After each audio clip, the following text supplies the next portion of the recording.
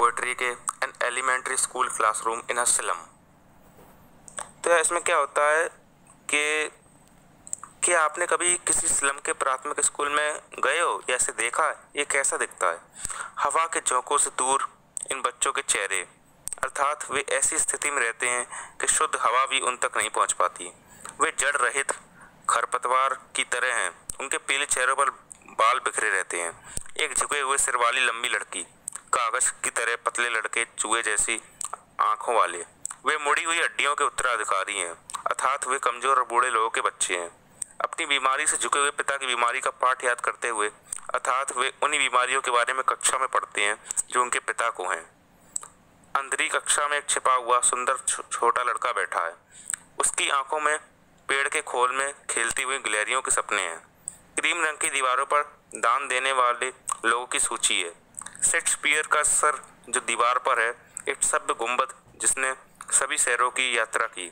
इसके अलावा सुंदर फूलों वाली टाइल रोसे घाटी, बिना स्केल के बनाया गया संसार का मानचित्र। और फिर भी इन बच्चों के लिए ये मानचित्र वाला संसार नहीं है, ये खिड़कियां संसार हैं जहां इनका भविष्य धुंध के साथ पेंट किया गया है। एक पतली गली जो लेट से भरे आकाश से ढकी हुई है और जो नदियों, चोटियों और तारों से दूर है। निश्चिंत ही शेक्सपियर घटिया है और मानचित्र बुरे उदाहरण हैं, जिनमें जहाज और सूर्य और प्यार जो उनको अपने जीवन के लिए चोरी करने की प्रेरणा देता है, और वो जीवन जो उनके तंग बिलों यानी घरों में धुंध से कभी न खत्म होने वाली रात में बदल जाते हैं। इन बच्चों के शरीर पर जो कचड़ों में ढेर में बदल चुका है, पतली त्वचा है जिसमें से हड्डियां बाहर झांकती हैं, और लोहे के फ्रेम व पुराने ग्लास के चश्मे पहने हुए हैं जो ऐसे लगते हैं मानो पत्थरों पर कांच के टुकड़े पड़े हुए हों। उनका समय और स्थान गंदी बस्तियां हैं, इसलिए उनके मानचित्रों में भी गंदी बस्तियां एक विनाश के रूप में दर्शाई जानी चाहिए। कभी गवर्नर, अध्यापक, इंस्पेक्टर और स्कूल में आने वालों को संबोधित करता है।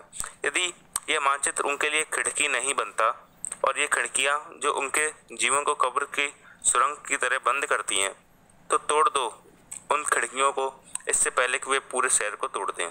और उन बच्चों को हरे भरे खेत दिखाओ और उनके संसार को सुनहरी रेत पर नीले आकाश की तरह बनाओ, अर्थात उनको अंधेरी बस्तियों से निकालकर खुले संसार में ले आओ। हरे और सफ़ेद पृष्ठों वाली किताबों को उनकी ही भाषा में लिखो, जो किताबें उनकी भाषा में लिखो। इतिहास उन्हीं का होता है जिनकी भाषा जीवित है। तो इसके जो ऑथर हैं, जो पोएट हैं, उनका नाम है स्टीफन स्पेंडर।